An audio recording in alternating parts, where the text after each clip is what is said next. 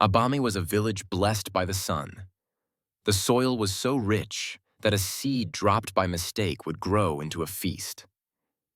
"Look at this yam, Obi," Elena said, laughing as her husband pulled a massive tuber from the earth.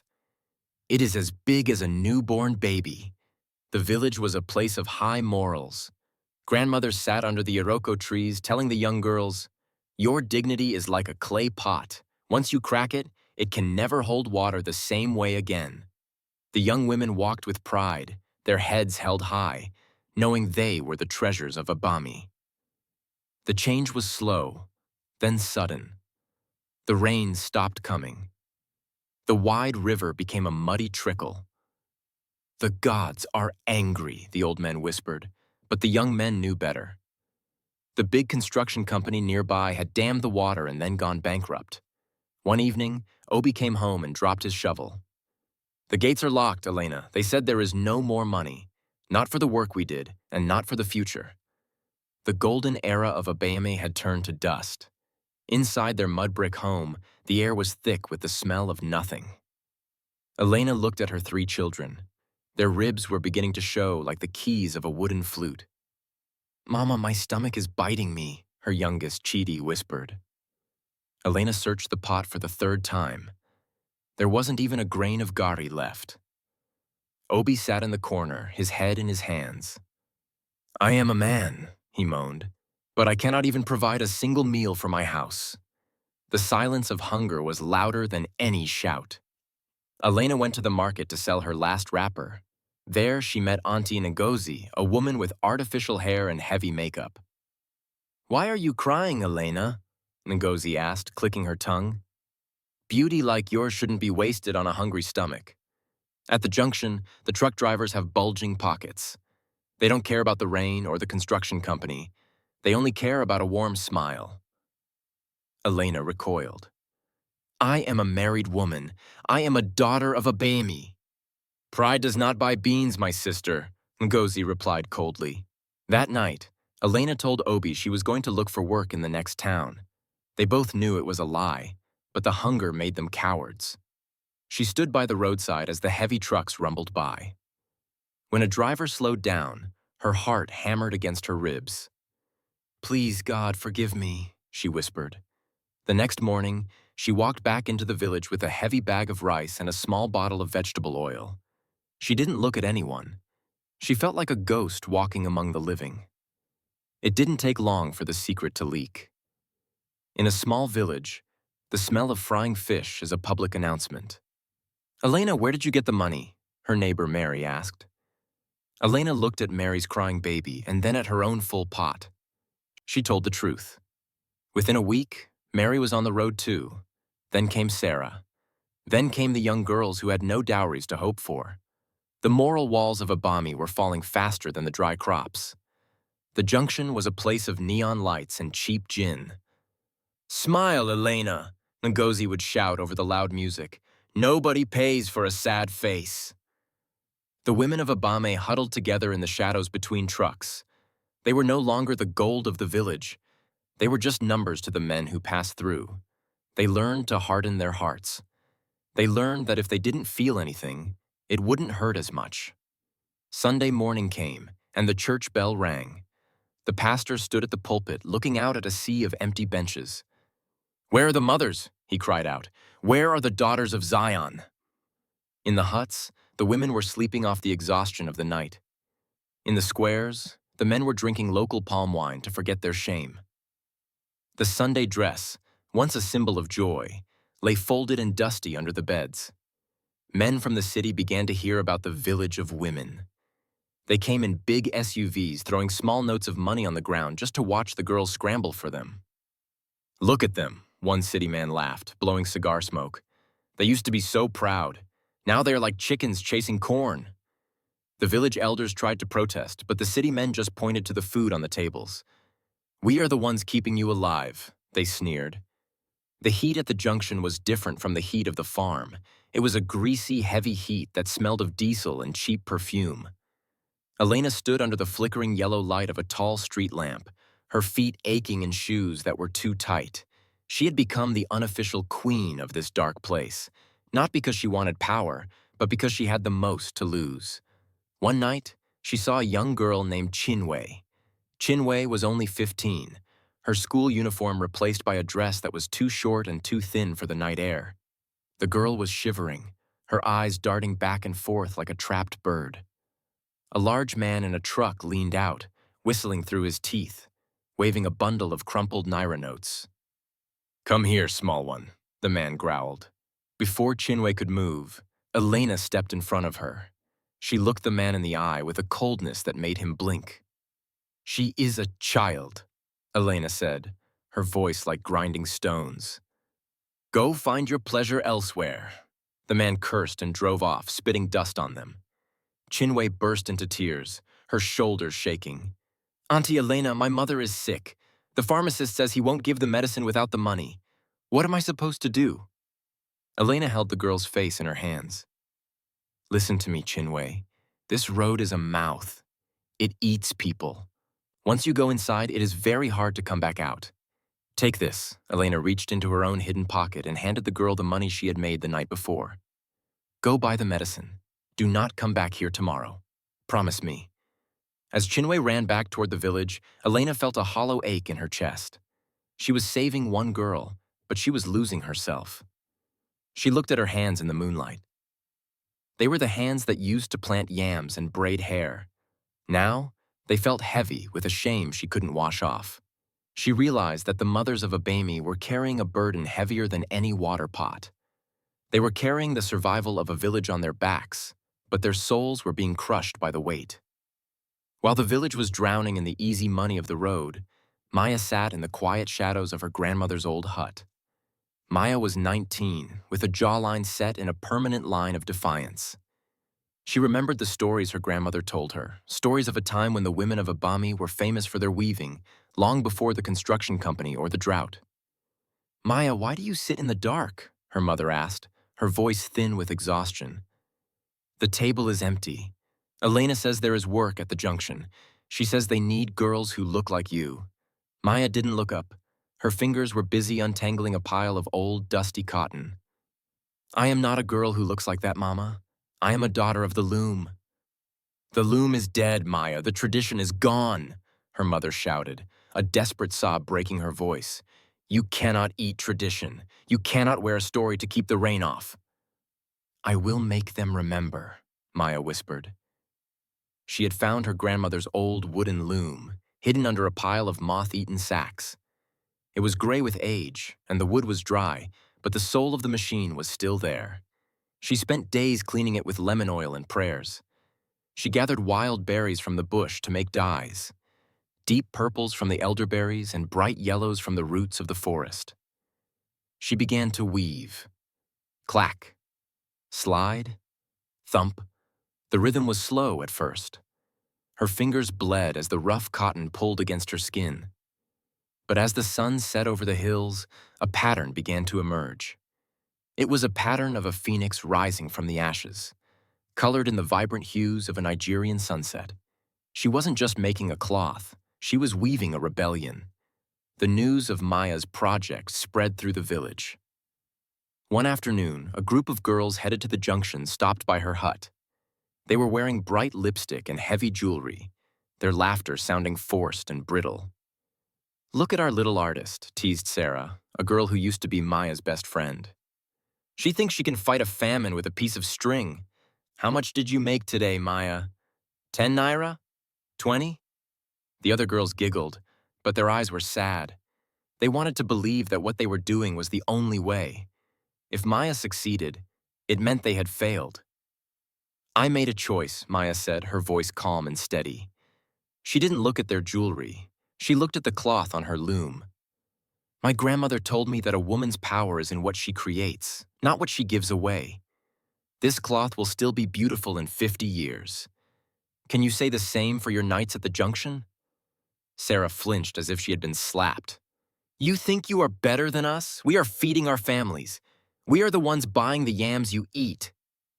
"You are feeding their stomachs, but you are starving their hearts," Maya replied. The girls turned away, their laughter gone. They walked toward the road, the sound of their high heels clicking on the hard-packed earth.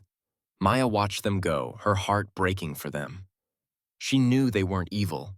They were just tired of being hungry. She turned back to her loom, her movements faster now. She had to finish. She had to prove that there was a path through the forest that didn't lead to the junction. Fate has a way of turning a wheel when things are at their darkest. A woman named Sister Rose was driving a white SUV toward the city of Enugu. She was a woman of substance, a fashion designer who looked for the soul of Nigeria in every fabric she found. Her tire hit a sharp stone just outside Abame, and she found herself stranded. While her driver worked on the car, Rose walked into the village to find a drink of water. She heard a sound she hadn't heard in years, the rhythmic clack-clack of a traditional loom. Following the sound, she found Maya sitting in the dust, her face focused, her hands moving like a dancer's. Rose stopped in her tracks. She looked at the cloth Maya was weaving. It wasn't the cheap, machine-made fabric found in the city markets. It was aqua ocha, the white cloth of kings, but infused with modern colors and bold, defiant patterns. "Who taught you to weave like this?" Rose asked, her voice full of wonder. Maya looked up, squinting against the sun. "My grandmother's spirit taught me, and the hunger taught me the rest." Rose reached out and touched the fabric. It was strong, intricate, and told a story of survival. "I am a designer for the big shops in Lagos and London," Rose said. "I have been looking for something with this much life in it for 3 years. I will buy everything you have, and I want more." She pulled out a stack of clean, crisp bills. More money than the entire Junction saw in a week. Maya's hands shook as she took the money. It wasn't just cash. It was a bridge to a new world. Maya didn't spend the money on food for herself. She went straight to Elena's house. She found her aunt sitting in the dark, preparing her mind for another night on the road. "Auntie, look," Maya said, spreading the money on the wooden table. Elena gasped. Did you go to the road, Maya?" "No, Auntie. I went to the loom." Maya explained everything. The lady from the city, the orders for more cloth, the vision of a different Abame. "I cannot do this alone. Sister Rose wants 50 pieces by next month. I need your hands. I need Mary's hands. I need everyone who remembers how to weave." Elena looked at her own hands. They were calloused and scarred. "I don't know if I can, Maya. I feel so dirty inside. How can I make something beautiful?" "The beauty isn't in your past, Auntie. It's in the thread," Maya said softly. They began that night. They moved the loom to an old abandoned cocoa shed on the edge of the village. They worked by candlelight, the two of them weaving side by side. For the first time in years, Elena didn't have to look over her shoulder. She didn't have to fear the sound of a truck engine. She just listened to the music of the wood and the cotton. The secret of the cocoa shed couldn't stay secret for long. One by one, the women of the Junction began to visit. They would stand in the doorway, watching Elena and Maya work. They saw the clean money sitting in a jar. They saw the peace on Elena's face, a peace that had been missing for a long time. "Can I try?" Mary asked one evening. She was the one who had followed Elena to the road first. "Sit down, Mary," Maya said, giving her a seat at a smaller loom. By the end of the week, there were 10 women in the shed. The smell of perfume was replaced by the smell of natural dyes and fresh cotton. They began to talk. They shared the horrors of the road, washing the memories away with tears and laughter. They realized they weren't alone in their shame, and because they weren't alone, the shame began to lose its power. One night, the leader of the Junction, Auntie Ngozi, came to the shed. She looked at the busy women and sneered. "This won't last. The men will come back for you. You are addicted to the easy life." Elena stood up. She was no longer the tired woman from the road. "There is nothing easy about what we did, Ngozi, but this is hard work that makes us sleep well at night. You can keep your road. We are keeping our village." The men of Abame had spent years in a fog of alcohol and self-loathing. They had watched their wives and daughters save them, and it had made them feel small. But when they saw the women building something new, something that belonged to the village, the fog began to lift. Obi, Elena's husband, was the first to act. He walked into the cocoa shed one morning. The women went silent, expecting him to complain or demand food. Instead, he picked up a broken piece of the loom. "This wood is soft," Obi said. "It will break soon. I will go to the forest and cut some mahogany. I will build you looms that will last for 100 years. The other men followed. They saw that the women weren't trying to replace them, they were trying to save them all. The men began to clear the land around the shed. They built a sturdy roof to keep the rain off the fabric. They took over the heavy work of transporting the finished cloth to the city. A new partnership was born. It wasn't the old way, where the man ruled and the woman obeyed. It was a new way, where they stood side by side, building a wall against the hunger that had once divided them. The village square, once silent and sad, began to buzz with the sound of saws and hammers. The final test came on a Friday night. It was the night the big oil trucks usually stopped at the junction, bringing the most money and the most trouble. The city men arrived in their expensive cars, expecting to find the usual lineup of desperate women. Instead, they found the road blocked. A line of men, led by Obi and the village chief, stood across the path. Behind them, the women of Abame stood in a semicircle, each wearing a scarf they had woven themselves. "Where are the girls?" one driver shouted, leaning out of his window. "I have money." The chief stepped forward. "Our women are busy," he said, his voice echoing in the night air. "They are weavers now. They are mothers. They are daughters. But they are no longer for sale." The drivers were angry. They shouted and cursed. Some tried to push through, but the people of Abame didn't move. They stood like the ancient Iroko trees, deep-rooted and strong.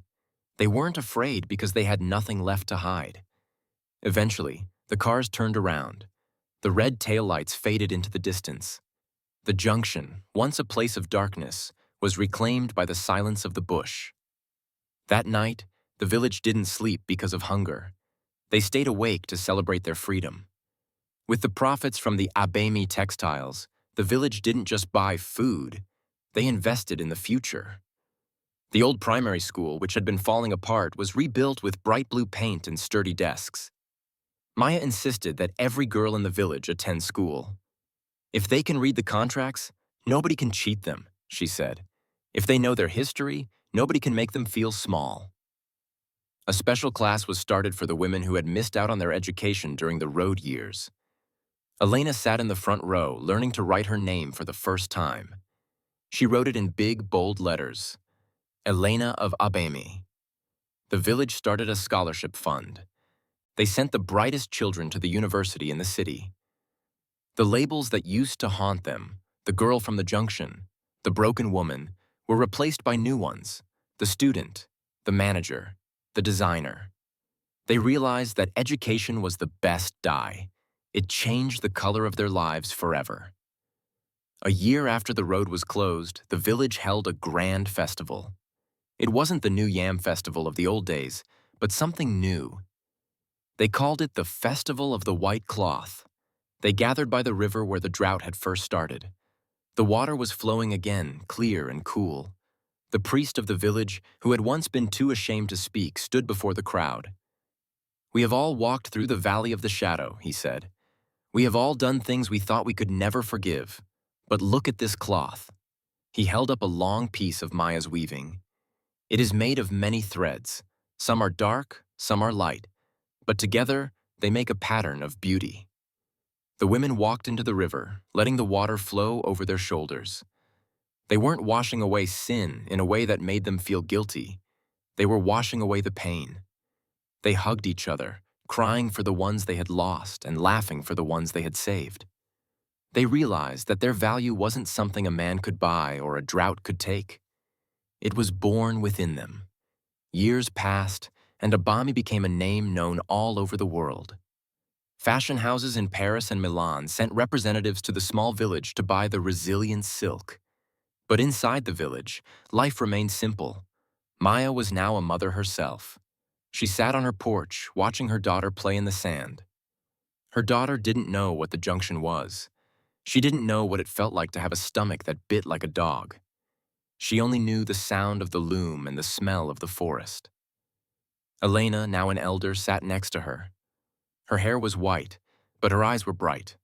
"We did it, Maya," she whispered. "We did," Maya replied, taking her aunt's hand. The story of Abame was no longer a tragedy. It was a legend. It was a reminder to every village in Nigeria and every person in the world that you are not defined by your worst day. You are defined by how you rise. The moral lesson. The moral of this story is that poverty is a thief, but it cannot steal your soul unless you let it. Unity is the greatest weapon against despair. When men and women stand together to value work and dignity over easy money, they can rebuild even the most broken community. Never judge a person by the choices they made when they had no options. Instead, help them build a world where they have a choice. Please subscribe, like, and share this story with your friends and family to watch. Let the strength of the Abame weavers inspire the world to never give up.